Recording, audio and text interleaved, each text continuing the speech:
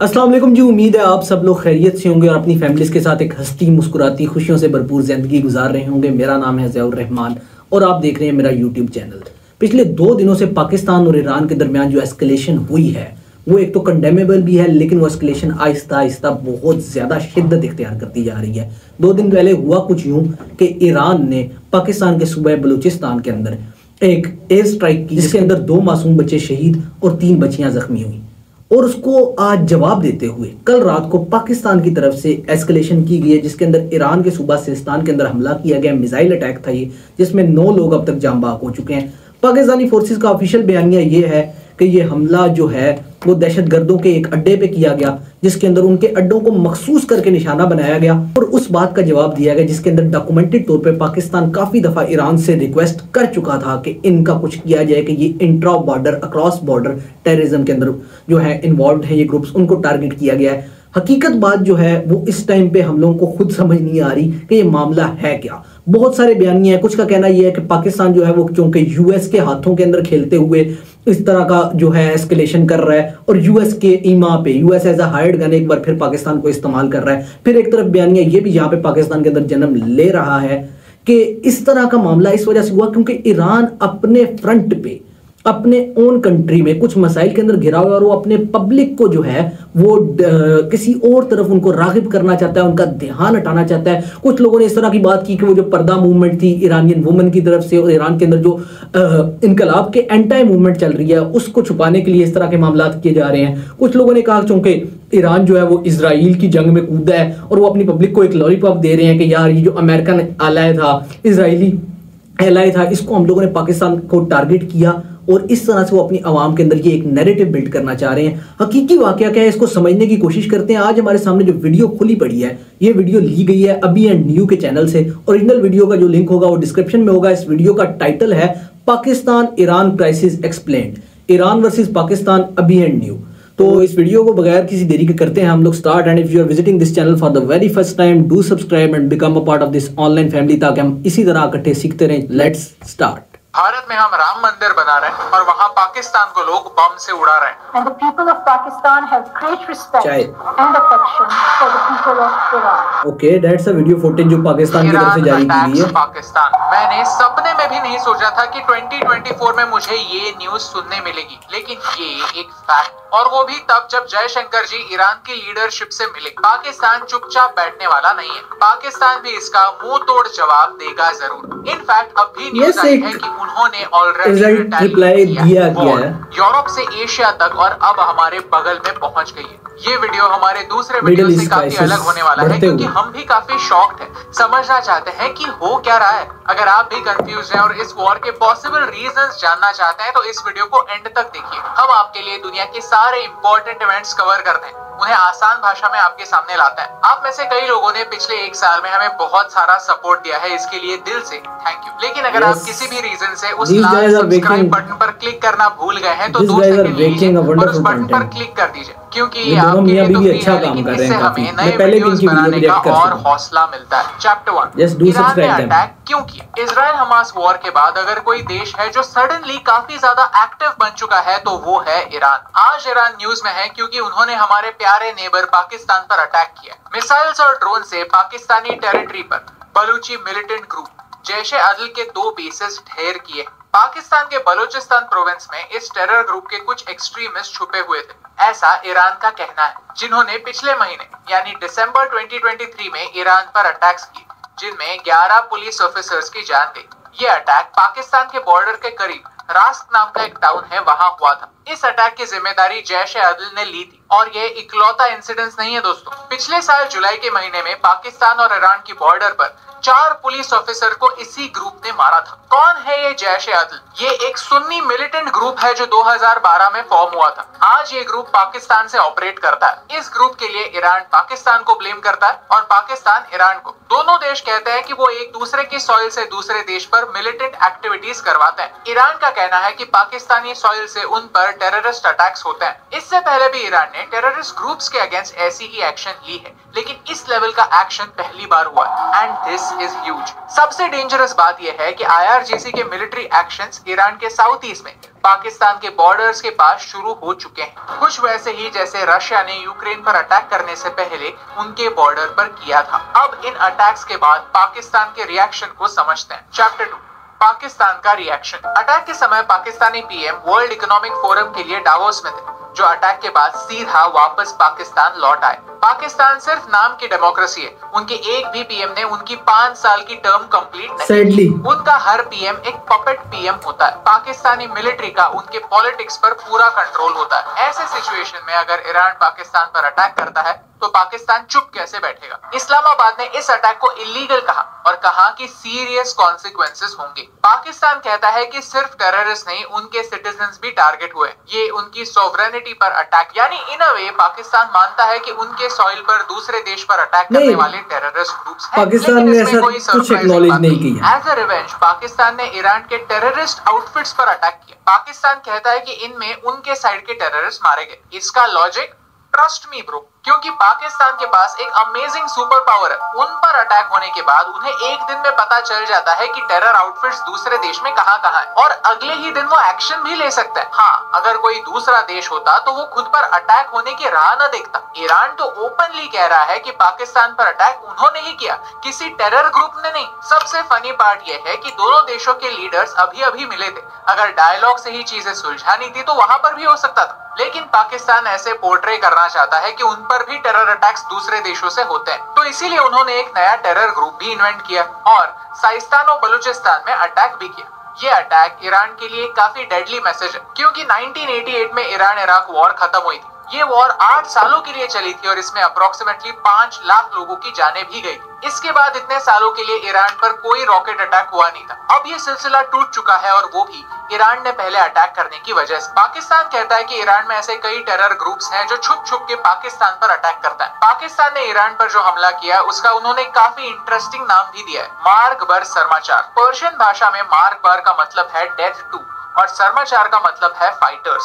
1979 में जब Islamic revolution हुआ था तो इस टर्म का इस्तेमाल US और इजराइल के लोगों के अगेंस्ट हुआ करता था और आज भी ईरान के रिलेशंस इन दोनों देशों के साथ काफी टेंस है। यानी पाकिस्तान ओपनली ईरान को अपना दुश्मन कह रहा है और इस अटैक को लाइटली बिल्कुल नहीं ले रहा। सिमिलरली ईरान बलूचिस्तान से अपनी बॉर्डर शेयर करता है। बलूचिस्तान बहुत समय से पाकिस्तान से अलग होना चाहता है। बलूचिस्तान लिबरेशन आर्मी और बलूचिस्तान लिबरेशन फ्रंट के हाइडआउट्स को पाकिस्तान ने टारगेट किया है। एटलीस्ट यही स्टोरी पाकिस्तान पूरी दुनिया को बताना चाहता है। ये इंसिडेंट्स पाकिस्तान को एक एक्सक्यूज देता है उनके बलूचिस्तानी रेवोल्यूशन को दबाने के लिए। बलूचिस्तान में पाकिस्तान जो भी एक्शंस लेगा वो ईरान पर थोप सकता है, क्योंकि अगर पाकिस्तान ने बलूचिस्तान को नहीं रोका तो हो सकता है फ्यूचर में पाकिस्तान 4 टुकड़ों में बट जाए। ये पॉइंट हमने एक पहले वीडियो में कवर किया है। चीजें बहुत ही फास्ट डेवलप हो रही है और हमें इस बात का पता है कि पाकिस्तान रिटेलिएट करने से कतरा नहीं रहा। चैप्टर 3, वॉर के साइड इफेक्ट्स। पाकिस्तान और ईरान दोनों न्यूक्लियर पावर्स, दोनों की लीडरशिप काफी अनस्टेबल है। हमने पहले भी कहा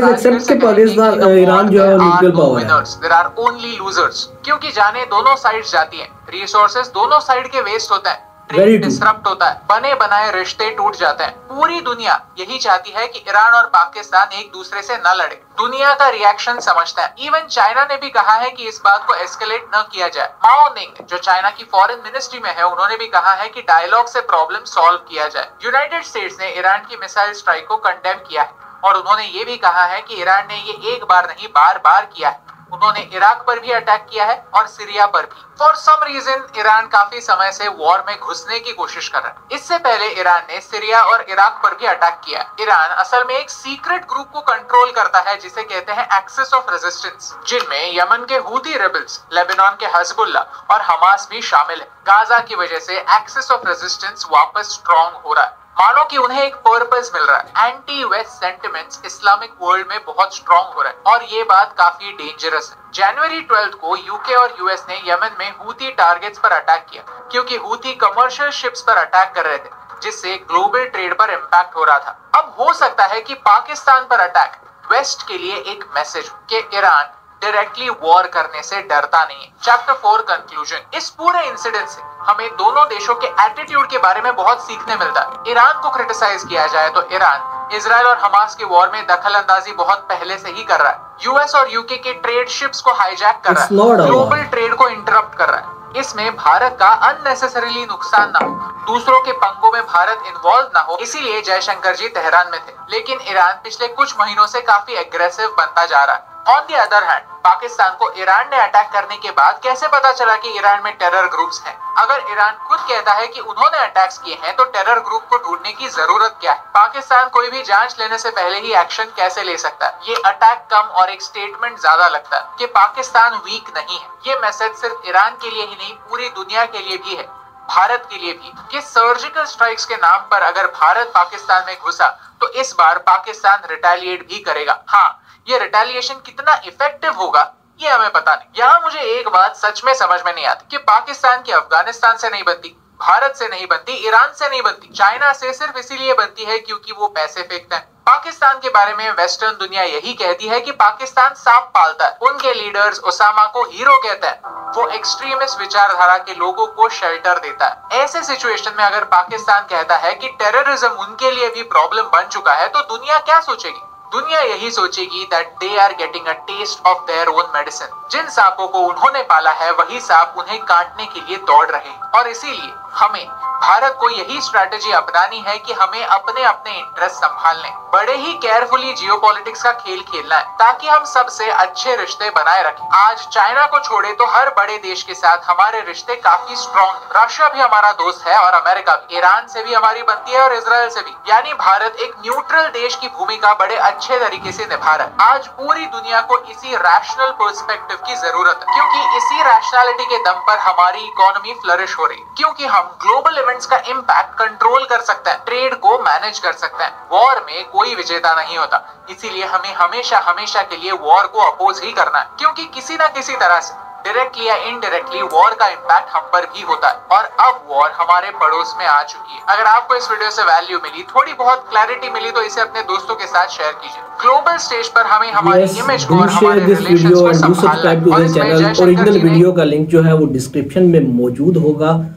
overall it's a good video, अच्छा कंटेंट एज एक्सपेक्टेड बाय अभी एंड न्यू। ये हमेशा से अच्छा कंटेंट बनाते हैं। कुछ बातें या कुछ सवालात जो मेरे जहन में हैं, इनकी बातों को सुन के सबसे बड़ा सवाल ये है कि it's funny to see how Indians are now friends with Iran.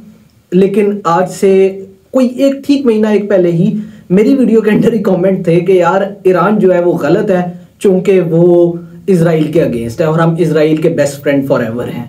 तो इट्स वेरी फनी। और दूसरी बात जिसको मैं एड्रेस करना चाहूँगा वो ये है कि आप इन मीडिया प्रोपेगेंडा में, चूंकि जो जनरल पब्लिक देख रही है वो अक्सर तौर पे प्रोपेगेंडा का शिकार हो जाते हैं। स्टेट लेवल पे और स्टेट के कुछ पिट्ठू, कुछ एक्टर फैक्टर्स इस तरह का प्रोपेगेंडा करते ही रहते हैं, इसमें बिल्कुल ना आए।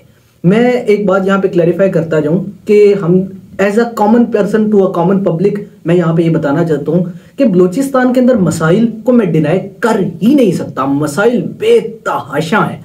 बलूचिस्तान के अंदर बहुत ज़्यादा मसाइल हैं। बलूचिस्तान का प्रोटेस्ट असली है, लेकिन बलूचिस्तान के अंदर कोई जनरल पब्लिक का नुमाइंदा, जनरल पब्लिक ने आज तक ये आवाज़ नहीं उठाई कि वो पाकिस्तान से अलग की जाते हैं। BLA और BLF एक खास किस्म का टेररिस्ट गिरोह है, एक सेपरेटिस्ट गिरोह है जो कि काम करता है ईरान के हिस्सा बलूचिस्तान में भी, सिस्तान में भी और पाकिस्तान के बलूचिस्तान में भी। ये दोनों कंट्रीज की एक तरह की नाअहली है। एक लंबे अरसे से ईरान कंप्लेन कर रहा है पाकिस्तान से कि you have the safe havens for separatist in Balochistan, और पाकिस्तान यही कंप्लेन ईरान से दोहरा रहा है। स्टेट लेवल पे ये डायलॉग्स डॉक्यूमेंटेड तौर पे मौजूद हैं कि यार इमरान खान दौर के अंदर भी ये बात होती रही कि यार ईरान के पास आपके यहाँ अक्रॉस बॉर्डर जो है यहाँ पे कुछ एक्टिविटीज इस तरह की होती हैं जिनसे मसाइल पैदा होते हैं, पाकिस्तान के लिए सेपरेटिस्ट को फायदा हो रहा है। दोनों कंट्रीज कोई खास एक्शन नहीं ले सकी, जिसकी वजह से बात इस वर्ज पे आ पहुंची है। जहां तक बात रही वॉर की, तो देयर इज नो चांस कि पाकिस्तान, या मैं तो बिल्कुल ये चाहता नहीं हूं कि पाकिस्तान या ईरान आपस में लड़े। Pakistan and Iran have good ties, हमेशा से रहे हैं। आज तक पिछले 70-72 सालों में इस तरह नहीं हुआ। ईरान ने हमें सबसे पहले कबूल भी किया, बहुत जल्दी एक्सेप्टेंस भी दी। ईरान का हमारे साथ बहुत अच्छे टाइज हैं। मैं तो यहाँ पे एज अ पाकिस्तानी ये बात चाहता हूँ कि ईरान पे जो सैंक्शंस हैं वो हटाई जाएं, जो उनका तरीकाकार है उनके लिहाज से उनको जीने दिया जाए और उनको रहने दिया जाए ताकि ईरान की जनरल पब्लिक का फायदा हो। Same goes for Pakistan. Pakistan को निहायत फायदा है अगर ईरान से सैंक्शन हटते हैं, तो हमारा जो ऑयल क्राइसिस है, जो यहाँ पे पेट्रोल प्राइसेस बहुत ज्यादा हाई हैं, वो हल हो सकते हैं क्योंकि हमारा अक्रॉस द बॉर्डर रीजन से हम लोग ऑयल इंपोर्ट कर सकते हैं, जो भी हम यूएई से, जो कि हमारे से दूर है, या सऊदी अरेबिया से ले रहे होते हैं। ईरान से गैस पाइपलाइन का प्रोजेक्ट हमें आ सकता है, तो ये बहुत ज्यादा जो है हमारे लिए फायदेमंद बात है। क्या और एक ये जो बहुत बड़ा सेंटीमेंट आया कि जो इंडिया के फॉरेन मिनिस्टर हैं जयशंकर जी, जब वो गए तेहरान के अंदर, तो उसके बाद से मामला जो हैं वो एस्केलेट हुए। ये पाकिस्तान में जनरल पब्लिक के हद तक इंड्यूस करने की कोशिश की जा रही है। मैं पाकिस्तानी पब्लिक से भी यही गुजारिश करूंगा कि यार देयर विजिट्स उन लोगों के अपने मफाद के लिए होते हैं। No one cares about you any more, because Pakistan economically एक बैंकरप्सी के दाने पे खड़ा है एक लंबे अरसे पे, और हमारे हालात इस तरह के नहीं है कि दुनिया हम पे अंडर फोकस रखे, इस तरह का कुछ नहीं हुआ। दूसरी तरफ जहां तक ये बात है ना कि ईरान जो है वो मतलब यहाँ पे एक बात की गई खास तौर पे जो को मैं उसको क्लैरिफाई करता जाऊं, मैं उस बात पे अपना कमेंट जरूर करना चाहूंगा। इजराइल हमास वॉर नहीं, it's a Israel genocide on Palestinian community. अगर आप तमाम तर वीडियोस, तमाम तर चीजें देखने के बावजूद ये बात नहीं मानते, तो ये बहुत अफसोसनाक बात है। कल एक इंसान ने, एक लड़के ने मेरी पोस्ट पे कमेंट किया हुआ था, वीडियो कमेंट किया था, मैं उसका भी रिप्लाई यहाँ करता जाऊँ कि कल को मैं कह दूंगा हमास इज आवर ब्रदर। नहीं, Hamas is not our brother. कोई भी इंसर्जेंसी जो सिविलियंस को टारगेट करती है, खा वो इजरायली मिलिट्री हो, जो बच्चियों को नहीं छोड़ती, प्रेग्नेंट वुमेन को नहीं छोड़ती, इस्लामाबाद से भी छोटे एरिया के अंदर लाखों लोगों को कैद करके रखती है, वो भी बुरी है। और अगर हमास इजरायली सिविलियंस को टारगेट करती है तो हमास भी निहायत ही कंडेमेबल है। और मुझे एक बात समझ नहीं आ रही कि मैं जिस कदर इंडियन यूट्यूबर्स को एक्सप्लोर कर रहा हूं, तो कल प्रशांत सर की वीडियो के बारे में मेरा यही सेंटिमेंट था कि यार how could they B so happy about this.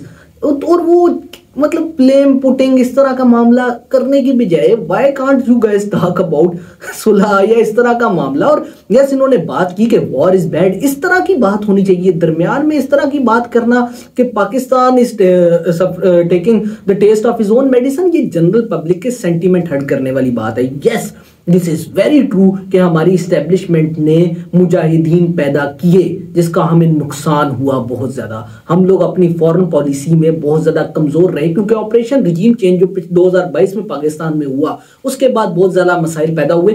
जब तक हमारे फॉरेन मिनिस्टर शाह महमूद कुरैशी साहब थे और प्राइम मिनिस्टर इमरान खान साहब थे, यहाँ पे बहुत सारे मामलात अंडर कंट्रोल थे।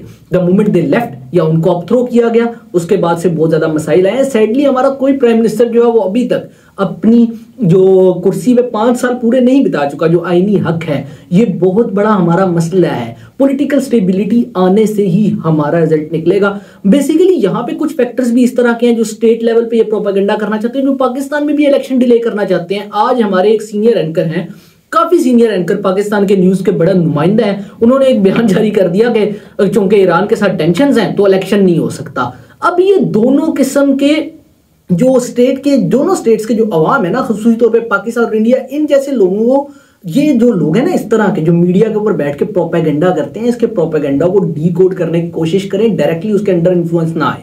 अभी आज का वाकया है कि पंजाब के अंदर, इंडियन पंजाब के अंदर सेपरेटिस्ट गिरोह ने अटैक किया है। पाकिस्तानी मीडिया ने इसको रिपोर्ट किया है, मैं अभी ही पढ़ रहा था कुछ देर पहले। तो मैं इस बात को कंडेम करता हूं, ना कि मैं ये कहूंगा कि India is getting the taste of his own medicine, या मैं ये कहूंगा कि पंजाब में कोई रेवोल्यूशन आ रहा है। It's not a revolution. किसी स्टेट से, मैं कल से यही बात अर्ज कर रहा हूं, आप उसकी मेनलैंड का खिता तोड़ ही नहीं सकते। ये बहुत इम्पॉसिबल बात है। और ऐसी तवक्को करना, ये ऐसे चीज पे अपनी एनर्जीज लगाना एक अहमकाना, एक मतलब ख्वाब हो सकता है किसी का। ये रियलिटी इस तरह की नहीं है।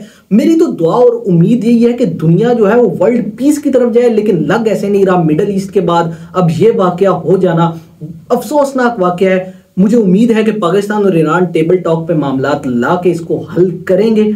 और मुझे उम्मीद यही है कि इंडिया और पाकिस्तान, ईरान, अफगानिस्तान, दुनिया भर के अवाम ये इस तरह के प्रोपेगेंडा से सेफ रहते हुए इन बातों को डीकोड करेंगे और अपनी फैमिलीज के साथ एक हंसती मुस्कुराती आप लोग जिंदगी गुजारते रहें। मेरी हमेशा से दुआ यही है और हमेशा रहेगी। इस बात के साथ मुझे दे इजाजत। अल्लाह हाफिज।